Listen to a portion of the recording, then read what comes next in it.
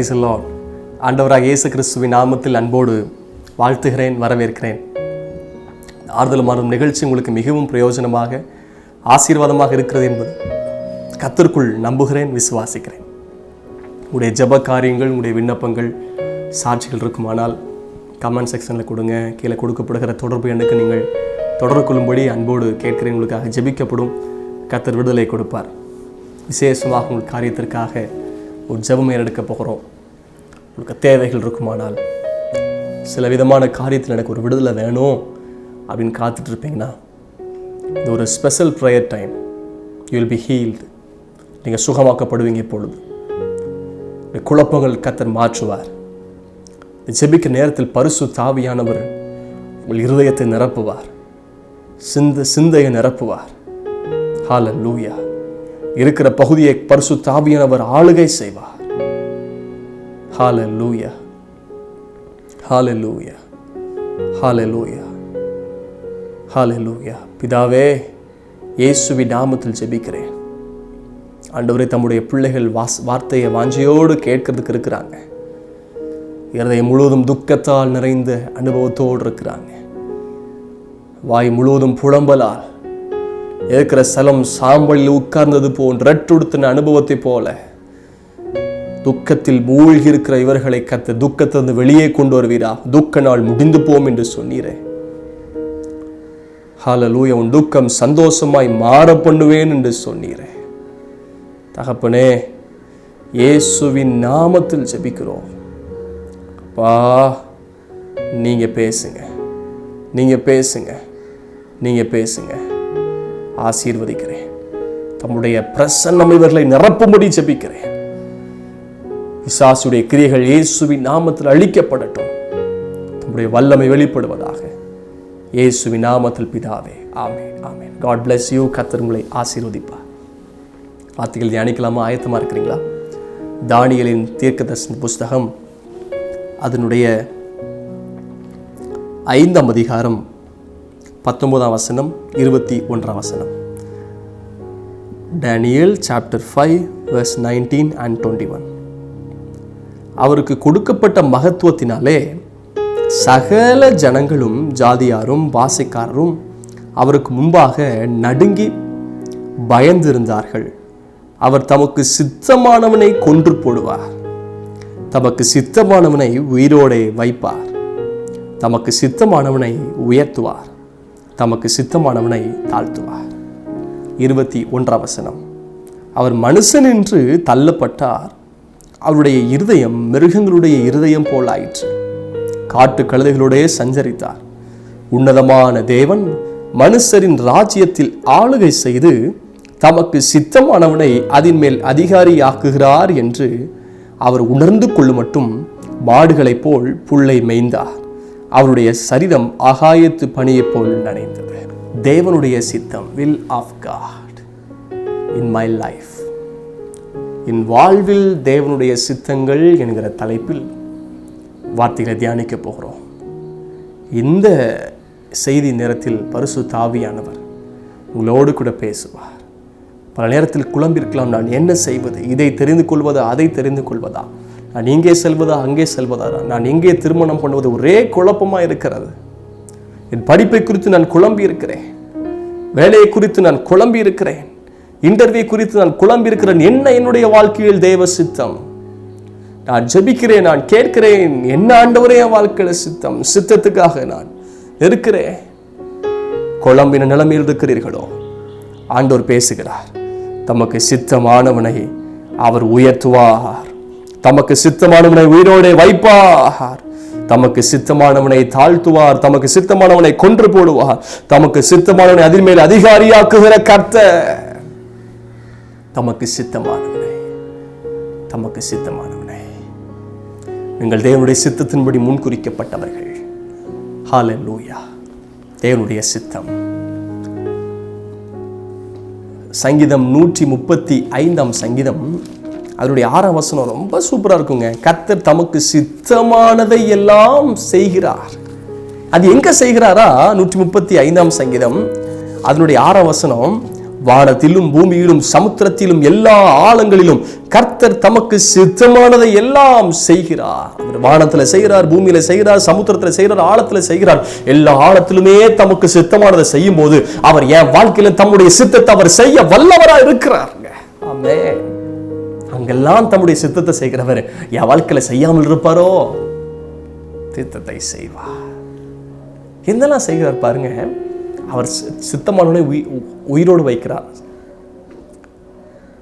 சித்தமானவனை உயிரோடு வைக்கிறார், சித்தமானவனை உயர்த்துகிறார், சித்தமானவனை உருவாக்குகிறார். கொய்யவன் களிமனை வைத்து பாண்டத்தை உருவாக்குவது போல் தமக்கு சித்தமானவனை உருவாக்குகிறார், தமக்கு சித்தமானவனை உயிர்ப்பிக்கிறார் என்று பார்க்கிறோம். ஹல்லேலூயா. தமக்கு சித்தமானதை எல்லாம் செய்கிறார். யோபுல ஒரு அருமையான வசனங்கள் இருக்கிறது. யோபு பக்தன் சொல்லுவார். யோபு 22ஆம் அதிகாரம் பிரைஸலோட வசனத்தை வாசிக்கிறேன். யோபு 23ஆம் அதிகாரம் 13ஆம் வசனம் 14. Job chapter 23 verse 13 and 14. 23ஆம் அதிகாரம் 13, 14. அவரோவென்றால் ஒரே மனதாக இருக்கிறார், அவரை திருப்பத்தக்கவர் யார்? அவருடைய சித்தத்தின்படியெல்லாம் செய்வார். ஒரே மனதாக இருக்கிறாரு, அவரை திருப்பத்தக்கவர் யார்? அவருடைய சித்தத்தின்படி எல்லாம் செய்வார். எனக்கு குறித்திருக்கிறதை அவர் நிறைவேற்றுவார். இப்படிப்பட்டவைகள் இன்னும் அநேகம் அவரிடத்தில் உண்டு. தம்முடைய சித்தத்தின்படி எல்லாம் செய்கிறவர். அவருடைய மனதை திருப்பத்தக்கவன் யார்? அதாவது வசனம் இருக்குது, ராஜாவின் இருதயம் கர்த்தருடைய கையில் நீர்க்கால் போல் இருக்கிறது, தமக்கு சித்தமானபடி திருப்புகிறார். ராஜாவின் இருதயத்தையே தமக்கு சித்தமானபடி திருப்புகிறார். நீங்கள் சோர்ந்து போக வேண்டாம். உங்களுக்காக சில அதிகாரியுடைய இருதயத்தை திருப்புவார், உங்களுக்காக சில அரசியல்வாதிகளுடைய இருதயத்தை திருப்புவார், உங்களுக்காக சில மனிதனுடைய இருதயத்தை திருப்புவார், உங்களுக்காக சில பாதைகள் தமக்கு சித்தமானபடி கர்த்தர் திருப்பி அமைக்கிற கர்த்தர் உங்களுக்காக திருப்பி அமைப்பார். சித்தமானபடி எல்லாம் செய்கிறார். ரோமர் 9ஆம் அதிகாரம் 19ஆம் வசனத்தை பார்த்தோமானால் அந்த வசனம் எப்படி சொல்லுகிறது என்றால், ரோமர் 9ஆம் அதிகாரம் அதனுடைய 19ஆம் வசனம், தமக்கு தேவனுடைய அவர் சித்தத்துக்கு எதிர்த்து நிற்பவன் யார்? Who can stand against God's will? No one can stand against God's will. ரோமர் 9:19 இப்படியானால் அவர் இன்னும் ஏன் குற்றப்பிடிக்கிறார்? அவர் சித்தத்துக்கு எதிர்த்து நிற்பவன் யார் என்று என்னுடனே சொல்வாய். அவர் சித்தத்துக்கு எதிர்த்து நிற்பவன் யார்? அவர் சித்தத்துக்கு எதிர்த்து நிற்பவன் யார்? யாரும் தேவனுடைய சித்தத்துக்கு எழுப்ப முடியாதுங்க, எழுப்பி நிற்க முடியாதுங்க, பார்வை நிற்க முடியாது. யோசேப்புடைய பிரதர்ஸ் யாரும் நிற்க முடியாது. தேவன் சித்தம் உள்ளவராய் இருக்கிறார். உயர்த்தும்படிக்கு சித்தம் கொள்ளும் போது யாரும் தடை பண்ண முடியாது. உயிரோடு வைக்க சித்தம் கொள்ளும் போது யாரும் தடை பண்ண முடியாது. உங்களை கர்த்தர் உருவாக்க சித்தம் கொள்ளும் போது யாரும் உங்களை உடைக்க முடியாது. உயிர்ப்பிக்க சித்தமா இருக்கும் போது யாரும் உங்களை மரணத்துக்குட்படுத்த முடியாது. தேவன் அவர் தமக்கு சித்தமானவனை ஆசீர்வதிக்கிற தேவன். அதே அதிகாரத்தில் பாருங்க, ரோமர் 9ஆம் அதிகாரம் 15ஆம் வசனம் 16ஆம் வசனம், அவர் மோசேயை நோக்கி, எவன் மேல் இரக்கமாயிருக்க சித்தமாயிருப்பேனோ அவன் மேல் இரக்கமாயிருப்பேன், எவன் மேல் உருக்கமாயிருக்க சித்தமாயிருப்பேனோ அவன் மேல் உருக்கமாயிருப்பேன். ஆகையால் விரும்புகிற நாளும் அல்ல, ஒடுக்கிற நாளும் அல்ல, இறங்குகிற தேவனாலே ஆகும். அவர் உருக்கமாயிருக்க சித்தமா இருக்கிறவர், இரக்கமாயிருக்க சித்தமா இருக்கிறவர். ஹல்லேலூயா. அவர் எப்படி சித்தம் கொண்டிருக்கிறார் பாருங்க. தம்முடைய சித்தத்தை வெளிப்படுத்துகிற தேவன். ஆண்டவருடைய சித்தத்தை குறித்து தியானிக்க போகிற 4 காரியங்கள். இன்னைக்கு செய்தியுடைய தலைப்பு, தேவனுடைய சித்தம் என் வாழ்வில். அறிக்கையிடுங்க, என் வாழ்வில் தேவனுடைய சித்தம் வெளிப்படும். The will of God will live in my life. தேவனுடைய சித்தம் என் வாழ்க்கையில் வெளிப்படும். ஆண்டவருடைய சித்தத்தை 4 பகுதியாய் தியானிக்கலாம். 4 type of the will of God. முதலாவது predestinated will of God, முன் குறிக்கப்பட்ட தேவனுடைய சித்தம். சொல்லுங்க, predestinated will of God, முன் குறிக்கப்பட்ட தேவனுடைய சித்தம். என் வாழ்க்கையில முன் குறிக்கப்பட்ட தேவனுடைய சித்தம். இரண்டாவது prohibitive will of God, அதாவது தடை செய்யப்பட்ட தேவனுடைய சித்தம். prohibitive will of God, prohibitive will of God, தடை செய்யப்பட்ட தேவனுடைய சித்தம். சில காரியங்கள் வாழ்க்கையில் தடைப்படுகிறது, ஆண்டவரே தடை பண்ணுகிறார், நன்மைக்காக, ஆசீர்வாதத்துக்காக. மூன்றாவது, ப்ரொவிடென்ஷியல் வில் ஆஃப் காட். அதிர்ஷ்டவசமாக எனக்கு எல்லாவற்றையும் கொடுக்கிற தேவனுடைய சித்தம். Permissive will of God. நான்காவது, அனுமதிக்கிற தேவனுடைய சித்தம். 4 தேவனுடைய சித்தம்: predestinated will of God, prohibitive will of God, providential will of God, permissive will of God. முன்குறிக்கப்பட்ட தேவனுடைய சித்தம், தடை செய்யப்பட்ட தேவனுடைய சித்தம், அதிர்ஷ்டவசமாக எல்லாவற்றையும் எனக்காக கொடுக்கிற தேவனுடைய சித்தம், அனுமதிக்கிற தேவனுடைய சித்தம். தேவனுடைய சித்தத்தை குறித்து தியானிப்போம். தமக்கு சித்தமானவைகள் எல்லாம் அவர் செய்கிறாரா? முதலாவது, ப்ரீடெஸ்டினேட்டட் வில் ஆஃப் காட், அதாவது முன்குறிக்கப்பட்ட தேவனுடைய சித்தம். ஆண்டவர் நமக்காக ஏற்கனவே சில காரியத்தை குறித்து வைத்திருக்கிறார்.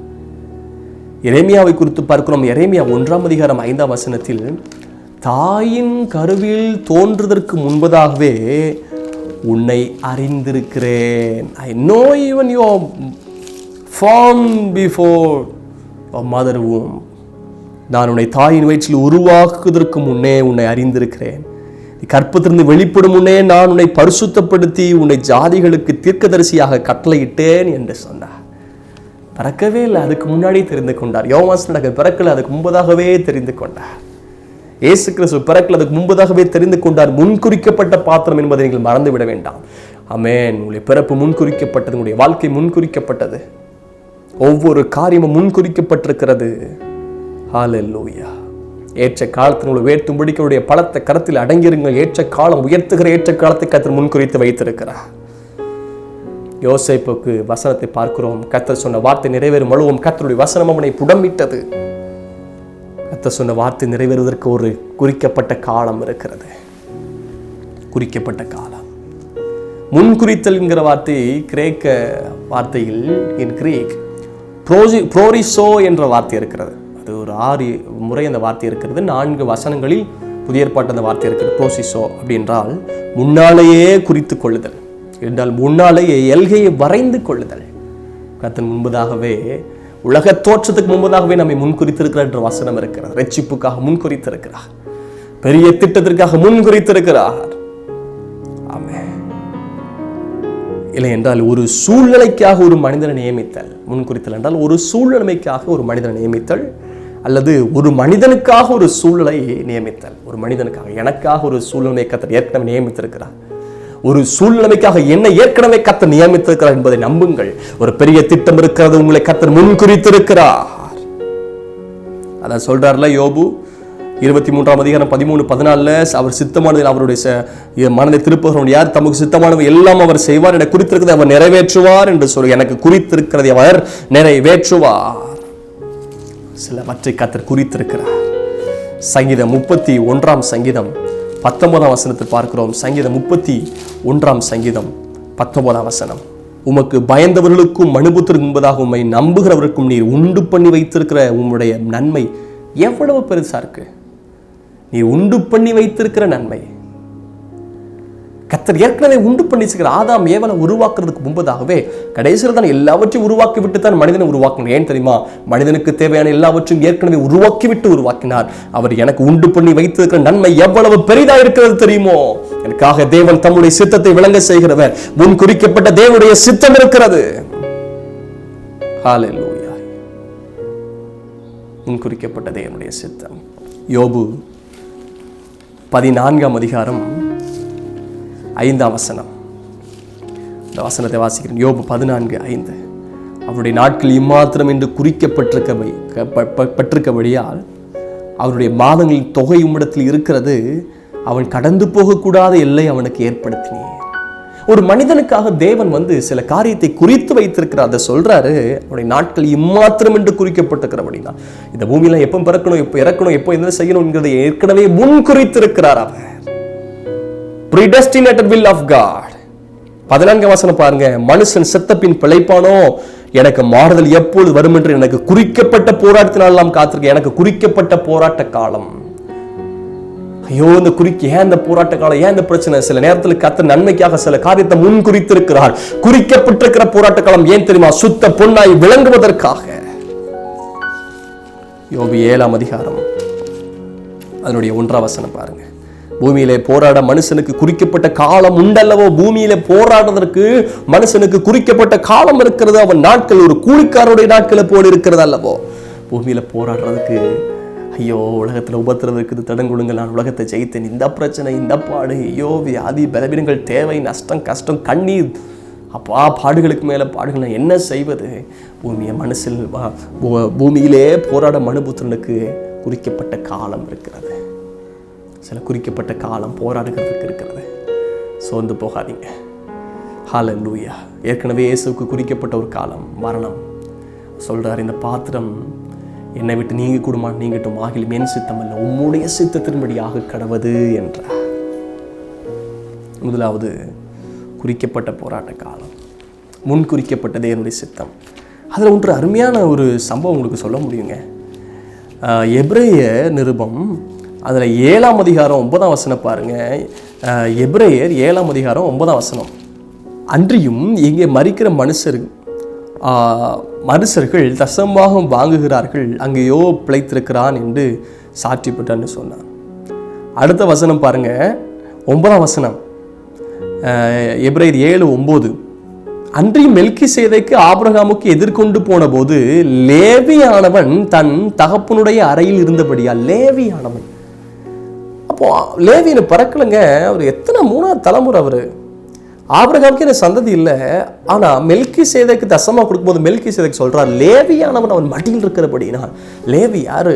யாக்கோபுடைய 3ஆவது பையன், சாபத்துக்குள்ளாக்கப்பட்டவன், உங்களுடைய பட்டயம் சபிக்கப்பட கடவன் சொன்னாரு.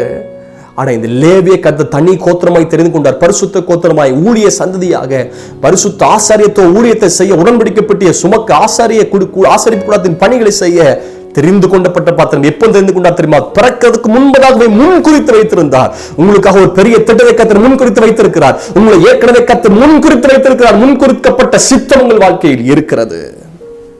ஹல்லேலூயா. 2வது சித்தம், prohibitive will of God, தடை செய்கிற தேவனுடைய சித்தம். ஆதாம் ஏவாளை உருவாக்கிவிட்டு நீ எல்லா கனிகளும் புசிக்கலாம், ஆனால் விருட்சத்தின் அந்த தோட்டத்தின் நடுவில் இருக்கிற இந்த கனியை, விருட்சத்தின் கனியை புசிக்க கூடாது என்கிற ஒரு தடை. ஏன்? நம்ம நன்மைக்காக, நன்மை தீமை அறியும்படிக்கு, நம்முடைய ஆசீர்வாதத்துக்காக, நம்முடைய பிரயோஜனத்திற்காக, நம்முடைய உயர்வுக்காக சில நேரத்தில் சில காரியத்தை தடை பண்ணுகிறார். ஆண்டவரே தடை பண்ணுகிறார். தடை பண்ணதுனால தான் சில உயர்வுகள். அப்போஸ்தலர் 16ஆம் அதிகாரம் அதனுடைய 6ஆம் வசனம் 7ஆம் வசனம். அப்போஸ்தலர் 16 6ஆம் வசனம் 7. அவர்கள் பெருகியா கலாத்திய நாடுகளை கடந்து போன போது ஆசியாவிலே வசனத்தை சொல்லாதபடிக்கு பரிசுத்த ஆவியினாலே தடை பண்ணப்பட்டு, even Holy Spirit prohibit them. பரிசுத்த ஆவியானவரே அவர்களை தடை பண்ணினார். அடுத்த வசனம் பாருங்க, 6ஆம் வசனம். அவர்கள் 7ஆம் வசனம், மீசியா தேசம் மட்டும் வந்து பித்தினியா நாட்டுக்கு போக பிரயத்தனம் பண்ணினார்கள், ஆவியானவரோ அவர்களை போக விட்டாதிருந்தார். Spirit of God not allowed them to go. பரிசுத்த ஆவியானவர் அவர்களை போக ஒட்டல, ஆவியானவர் தடை பண்ணினார். பரிசுத்த ஆவியானவர் தடை பண்ணுகிறார். ஹல்லேலூயா. சில இன்ஸ்ட்ரக்ஷன்ஸ் கொடுக்கிறார், கட்டளை கொடுத்தார் ஆதாம் ஏவாளுக்கு. தடை பண்ணுகிறதை செய்யாத, இப்படி பண்ணாத, பல நேரங்களுக்கு அது தடை பண்ணுகிறார். ஹல்லேலூயா. யோனாவின் புத்தகத்தில் பார்த்தீங்கன்னா, யோனா நினிவேக்கு போகக்கூடிய ஒரு தர்சீசுக்கு ஓடுறாரு. ஆனா எப்படி தடை பண்றாரு பாருங்களேன். ஆனாலும் அந்த தடையை அவரு சரியா அதை கண்டுகொள்ள மாட்டேங்கிறாரு. ஆண்டவர் பரிசுத்தம் தடை பண்றாருன்னா நீங்க உணர்ந்து கொள்ளணும். பிள்ளையாம் கூலி கொடுக்கிறான், பாலா கூலி கொடுக்கிறான்னா பிள்ளையாம் போக முடியுமா? அங்க போய் ஆவியானவர் தடை பண்றாரு, தூதன் அனுப்புறாரு. தடை பண்றாருன்னு தெரியணும். இது தேவையில்லை, தேவனுடைய மனுஷனுக்கு இந்த பகுதி தேவையில்லை, இந்த இடம் தேவையில்லை, இந்த வேலை தேவையில்லை, இந்த பொசிஷன் தேவையில்லை, இந்த படிப்பு தேவையில்லை என்று சொல்லி தெரியணும். தடை பண்றாரு, என் நன்மைக்காக, என் உயர்வுக்காக, என் ஆசீர்வாதத்துக்காக தடை பண்றாரு. தடை பண்ணுகிற தேவனுடைய சித்தம். இன்னும் உங்க வாழ்க்கையில பல காரியத்தை ஆண்டவர் தடை பண்ணுவாரு. சோர்ந்து போகாதீங்க, உங்கள் நன்மைக்காகவே. ராகேல் யாக்கோபோடு சண்டை போடுறாங்க, என்னையா பிள்ளை கூடயா? அவர் சொல்றாரு, கர்த்தரில் உன் கற்பத்தை அடைத்து வைத்திருக்கிறார். நோவாவுடைய பேழையை கர்த்தர் அடைச்சு வச்சிருந்தபடினால் ஏற்ற நேரத்தை திறந்து விட்டார். கர்த்தர் நினைத்தருளினார் என்று பார்க்கிறோம். ஆண்டவர் ஒருவரும் பூட்டக்கூடாதபடிக்கு திறக்கிறவர், ஒருவரும் திறக்க கூடாதபடிக்கு பூட்டுகிற கர்த்தர், தடை பண்ணுகிற பரிசுத்த ஆவியானவர். அவருடைய சித்தம் நீங்க நல்லா இருக்கணும். பல நேரத்தில் பல வாய்ப்புகள் உலக மனிதர்கள் பல காரியங்கள் கொடுக்கலாம், ஆனால் தேவனுக்கு சித்தமான காரியம் வர வேண்டும் என்று சொல்லி தடை பண்ணுகிறார். யோனா 1:4 பாருங்க. கர்த்தர் சமுத்திரத்தின் மேல் பெருங்காற்றை வரவிட்டார், தடை பண்ணுகிறார். பெருங்காற்றை வரவிட்டு தடை பண்றார். அப்படியாவது இறங்கி போட்டுப்பா. அப்பதான் ஏறி இருக்கிறாங்க. கப்பல் ஏறின உடனே அது பிரச்சனை. அதனால் கப்பல் உடையும் என்று நினைக்கத்தக்க பெரிய கொந்தளிப்பு உண்டாயிற்று. கொந்தளிப்பு வருது, அப்போவாது ஒரு உணர்வடையலை. அடுத்தது பாருங்களேன், 11 பின்னும் சமுத்திரம் அதிகமாய் கொந்தளித்து கொண்டிருந்தது. அதிகமாக கொந்தளித்து கொண்டே இருக்குது. அடுத்தது பாருங்க 13 அந்த மனுஷர் கரை சேரும்படி வேகமாய் தண்டு பிடித்தார்கள், ஆனாலும் சமுத்திரம் வெகு மும்மரமாய் கொந்தளித்து கொண்டிருந்தபடியால் வெகு மும்மரமா கொந்தளித்து கொண்டே இருந்துச்சு. ஸ்டெப்ஸ் பை ஸ்டெப்பா பெருசாகுது தடை. ஏங்க நம்ம ஆசீர்வாதத்துக்காக நம்ம தடையை மீறி போயிட்டு இருக்கிறோம், தடையை மீறி செய்கிறோம். ஆனாலும் தேவன் கிருபை பாராட்டி இன்னும் தடையை கொடுத்து பார்க்குறாரு. ஐயோ ஆண்டவர் இப்படி பண்ணிட்டாரு அப்படி பண்ணிட்டாருன்னு சொல்கிறோம்ல, நம்முடைய நன்மைக்காக. ஒரு மீட்டிங் போயிட்டு எனக்கு சீக்கிரம் முடிஞ்சுது. என் தகப்பனார் இன்னொரு மீட்டிங்க்கு தூரமாக போயிருக்கிறாங்க. இப்போ எனக்கு சீக்கிரம் மீட்டிங் முடிஞ்சுது. அப்போ நான் சொல்கிறேன், நான் வீட்டுக்கு வந்துடுறேன், அடுத்த நாள் சண்டே சர்வீஸ். ஸோ சீக்கிரம் வீட்டுக்கு வந்துட்டேன்னா நல்லாயிருக்கும். இப்போ அப்பா கூட சேர்ந்து வந்தால் கொஞ்சம் லேட் ஆகும். அப்பா சொல்கிறாங்க வேண்டாம், வெயிட் பண்ணு, நான் சேர்ந்து வந்துடலாம். அப்போ ரொம்ப லேட் ஆச்சு, சேர்ந்து வரும்போது ஒரு சம்பவத்தை பார்த்தபோது அப்பா சொல்கிறாங்க, இது உன்னுடைய வாழ்க்கையில் ஒரு டெஸ்டிமோனி. என்ன அப்படின்னா, ஒரு பஸ்ஸு சின்ன ஆக்சிடென்ட் ஆகி நிற்குது, அந்த டிவைடரில் ரோட்டில் ஏறி நிற்குது. அப்போ சொல்கிறாங்க, ஒரு வேலை நீ வந்திருந்தானே இந்த பஸ்ஸில் வந்திருக்கலாம். ஆண்டவர் எப்படி பாதுகாக்கிறார் பாருங்களேன், தடை பண்ணுகிறார். சில நேரத்தில் வித்தியாசமாக இருக்கும். ஒரு தேவனுடைய ஊழியரை கொண்டு குடும்பத்தாரை கொண்டு கூட தடை பண்ணுவார். ஏன் இப்படி நடக்குது? ஆண்டவர் நம்முடைய நன்மைக்காய் தடை பண்ணுகிறார். தடை பண்ணுகிற தேவனுடைய சித்தம். 3 கழுதைகள் காணாமல் போச்சு அவருக்கு. ஏன் கிடைக்கல? தீர்க்கதரிசி தேடி போனா கழுதையை பற்றி பேசாம வேற பற்றி பேசுறாரு. ஏன் இந்த தடை? ஆண்டவர் முன்குறித்திருக்கிறார். யோசேப்பு முன்குறித்திருக்கிறார். 7 வருட பஞ்சம் இருந்தனால தான் குடும்பத்தை கர்த்தர் கொண்டு வந்து சேர்த்தார். 7 வருஷம் செழிப்பு, 7 வருஷம் திரும்ப பஞ்சம். ஏன் இந்த பஞ்சம், இந்த தடை? குடும்பத்தை கர்த்தர் கொண்டு வந்து சேர்க்கிறார். தடைகளை குறித்து சோர்ந்து போகாதீங்க. ஏற்ற நேரத்தில் கர்த்தர் நன்மையை செய்வார். 3வது will of God. Providential will of God is available, but you got to choose. எப்பவுமே அது இருக்குது. சகலவித நன்மைகளை அவர் கொடுக்க ஆயத்தமாக இருக்கிற நம்ம 1 தீமோத்தேயு 6:17 படி அன்றைய தினத்திற்கு சம்பூர்ணமாய் கொடுக்கிற தேவன் நாம் கேட்டு பெற்றுக்கொள்ளணும். 12 சீசர்களை ஆண்டவர் தம்முடைய சித்தத்தின்படி தெரிந்து கொண்டார்.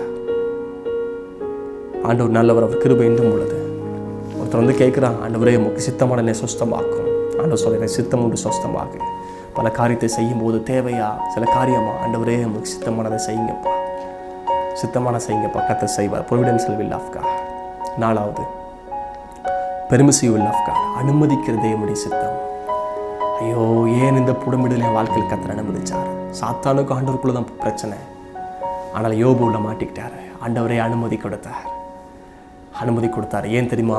ஒரு யோபுவை சுத்த பொண்ணா விளங்க செய்வதற்கு, கர்த்தர் யோபுவோடு கூட இருக்கிறார் என்பதை விளங்க செய்வதற்கு, யோபுவின் சந்ததியை உயர்த்துகிறதற்கு, முன்னிருந்ததை பார்க்கலாம் இரட்டத்தனையாய் ஆசீர்வாதம் கொடுப்பதற்கு யோபு மேல கர்த்தர் சித்தம் கொண்டிருந்தார். ரூத்து வாழ்க்கையில் தன் கணவர் இறந்துட்டாங்க. ஏன் இந்த காரியம் அனுமதிக்கப்பட்டது? போவாஸ் என்கிற ஒரு மணமகன் இருக்கிறார்.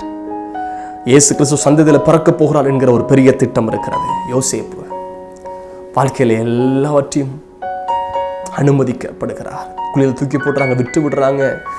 அங்கே போத்திபார் வீட்டில் தவறாய் குற்றம் சாட்டப்படுகிறார், சிறைச்சாலை தூக்கி கொண்டு போடுறாங்க. பல அனுமதிக்கப்பட்ட காரியங்கள். 7 மடங்கு அக்கினி சோலை சாத்திரமேச ஆபத்தினக அனுமதித்தார்கள். அப்போதான் தெரிந்தது ஏன் இந்த அனுமதி. உள்ள தேவன் இவரோடு கூட இருக்கிறார், இவர்கள் ஆராதிக்கிற தேவன் ஜீவனுள்ள தேவன் என்பதை அறிவதற்காக இந்த அனுமதிகள் இவருக்கு பெர்மிசிவ் கிடைச்சது.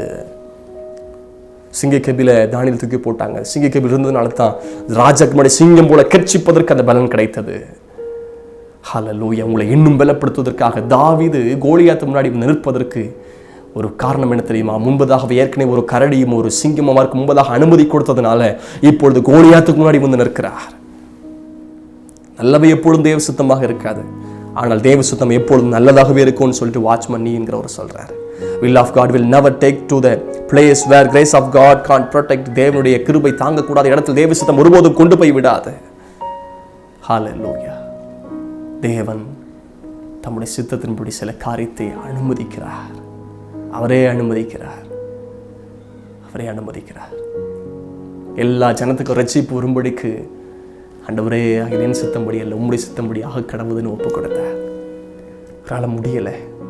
சில பாடுகள் பிரச்சனை வரும்போது முடியாது. ஆண்டவரே என்னால் முடியலப்பா, என்ன செய்வது, நான் என்ன செய்வது? அவருடைய வேர்வை இரத்த துளிகளாய் விழுகிறது. இருதயம் உடைந்தவராய் ஆண்டவர்கிட்ட கதறார். ஆண்டவரே இந்த பாத்திரம் என்ன விட்டு நீங்க கொடுமானா நீங்கட்டும். அப்படின்னா என்ன பாத்திரம்? மரணம்.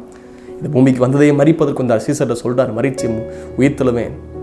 ஆனால் இதை தாங்க முடியல கடைசி நேரத்தில். ஆனால் தூதனை அனுப்பி பலப்படுத்தினார் என்று பார்க்கிறோம்.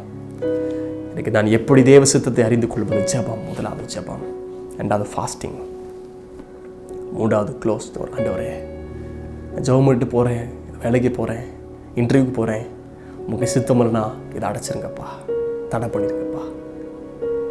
ஆண்டவரே இந்த எது உங்களுக்கு சித்தம் இல்லை, அந்த வேலை உங்களுக்கு சித்தம் இல்லைனா இதை எனக்கு அடைச்சிருங்க. Close the door. ஜெபிக்கும் போது பல நேரத்தில் பட்டியலிட்டு நம்ம ஜெபிக்கலாம், ஜெபிக்கணும் குறிப்புகளுக்காக. ஆனால் ஒரு வெத்து பேப்பரில் கீழே ஒரு சைன் போட்டு, ஆண்டவரே நீங்கள் என்ன வேணாலும் பண்ணுங்கள், உங்களுடைய சித்தம் மட்டும் ஆக கிடவுது, உங்களுடைய சித்தம் மட்டும் ஆக கிடவுது. பவுல் சொன்னார், ஆண்டவர் சந்தித்த நாளில் நீ யாருன்னு கேட்டபோது துன்பப்படுத்துகிற இயேசு நான் இயேசுன்னு கேள்விப்பட்ட போது சொல்கிறாரு, நான் என்ன செய்ய சித்தமாக இருக்கிறேன். இன்றைக்கு ஒன்று கேட்ப, ஆண்டவரே நான் என்ன செய்ய நீர் சித்தமாக இருக்கிறேன். தேவனுடைய சித்தத்தை எங்கே அறிகிறோமோ அங்கே விசுவாசம் பிறக்கும். Hallelujah. Do you want to do the will of God? நீங்கள் தேவ சித்தத்தை செய்ய ஆயத்தமா? Pray to God. If not from them, then he close it. ஆண்டவர் ஜெபிப்போம், இல்லைன்னா ஆண்டவரே க்ளோஸ் பண்ணுங்கன்னு கேட்போம். When you look back in your life, you will be able to thank God for all closed doors. நீங்கள் உங்களுடைய வாழ்க்கையின் பின்னாடி திரும்பி பார்த்தீங்கன்னா உங்களுடைய அடைக்கப்பட்ட எல்லா வாசலுக்காக கர்த்தரை நீங்கள் ஸ்தோத்திரம் பண்ணுவீங்க. ஆண்டவரை கேட்போமா? தகப்பனே இயேசுவின் நாமத்தில் ஜெபிக்கிறேன். உங்களுடைய சித்தம், முன்குறிக்கப்பட்ட சித்தம், தடைப்படுகிற தேவனுடைய சித்தம், எல்லாவற்றையும் கொடுக்கிற தேவனுடைய சித்தம், அனுமதிக்கிற தேவனுடைய சித்தம், சித்தத்தை அறிந்து உமக்காய் வாழ கிருபை தாரும். சித்தமானவனை உயர்த்துகிறவரே இவர் எல்லாரும் உயர்த்தும். ஆசீர்வதியும் இயேசுவின் நாமத்தில் பிதாவே. Amen. Amen. God bless you.